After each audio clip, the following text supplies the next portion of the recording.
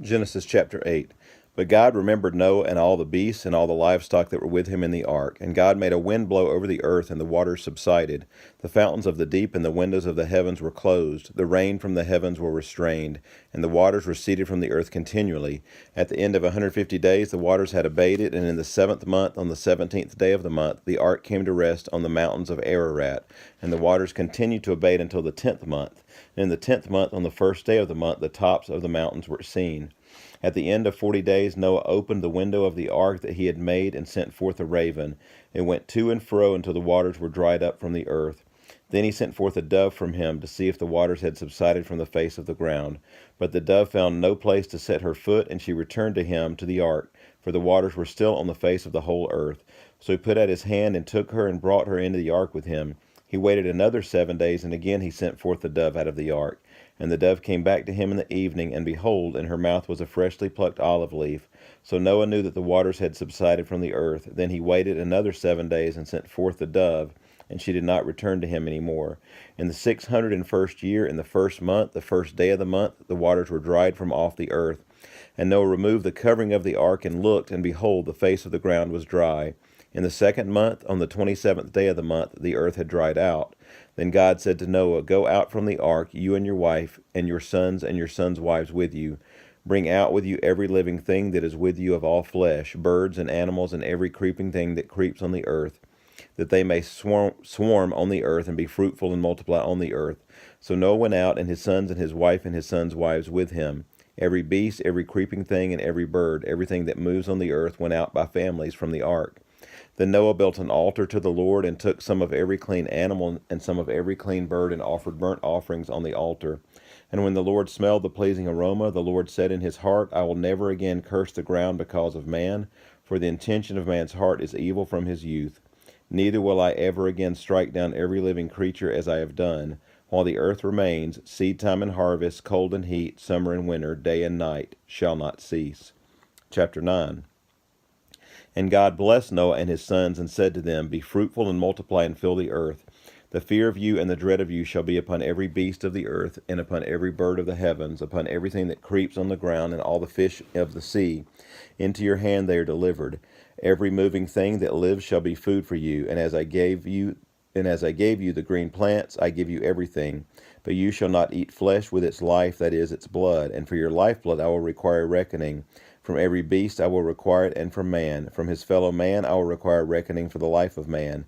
Whoever sheds the blood of man, by man shall his blood be shed. For God made man in his own image. And you be fruitful and multiply, teem on the earth and multiply in it. Then God said to Noah and to his sons with him, Behold, I establish my covenant with you and your offspring after you, and with every living creature that is with you, the birds, the livestock, and every beast of the earth with you, as many as came out of the ark. It is for every beast of the earth. I establish my covenant with you, that never again shall all flesh be cut off by the waters of the flood, and never again shall there be a flood to destroy the earth.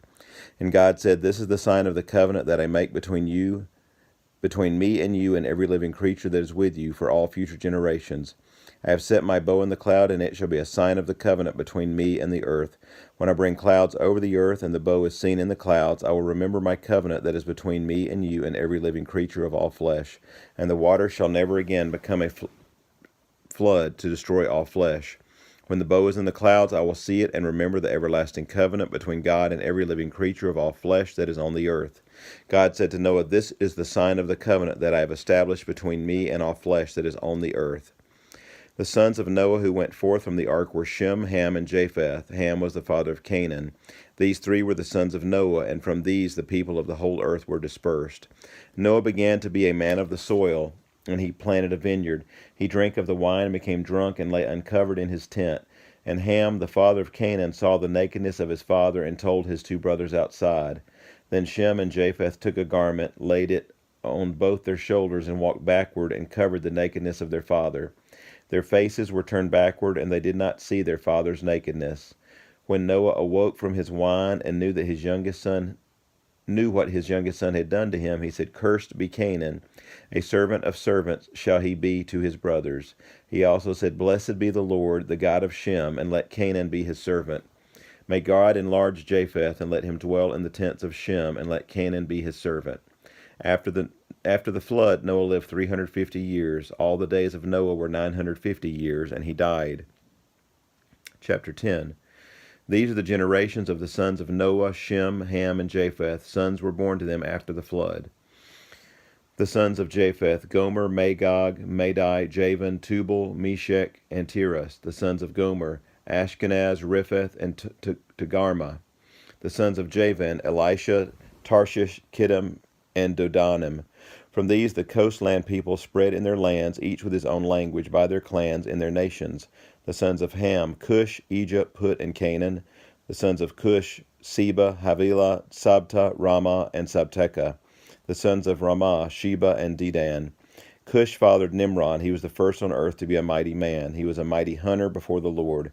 Therefore it is said, like Nimrod, a mighty hunter before the Lord. The beginning of his kingdom was Babel, Erech, Akkad, and Calneh in the land of Shinar.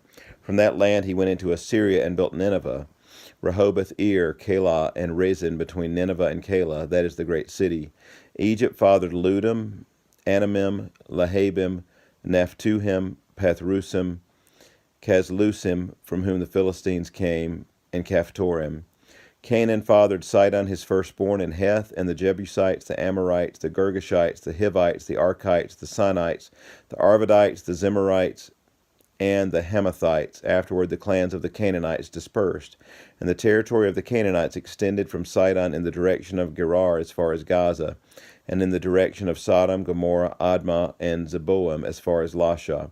These are the sons of Ham by their clans, their languages, their lands, and their nations. To Shem also, the father of all the children of Eber, the elder son of Japheth, children were born. The sons of Shem: Elam, Ashur, Arpachshad, Lud, and Aram. The sons of Aram: Uz, Hul, Gether, and Mash. Arpachshad fathered Shelah, and Shelah fathered Eber. To Eber were born two sons. The name of the one was Peleg, for in his days the earth was divided, and his brother's name was Joktan. Joktan fathered Almodad, Shelep, Hazarmaveth, Jerah, Hadoram, Uzal, Diklah, Obal, Amibiel, Sheba, Ophir, Havilah, and Jobab. All these were the sons of Joktan. The territory in which they lived extended from Mesha in the direction of Sephar to the hill country of the east. These are the sons of Shem by their clans, their languages, their lands, and their nations. These are the clans of the sons of Noah according to their genealogies in their nations, and from these the nations spread abroad on the earth after the flood. This concludes chapter 10 of Genesis.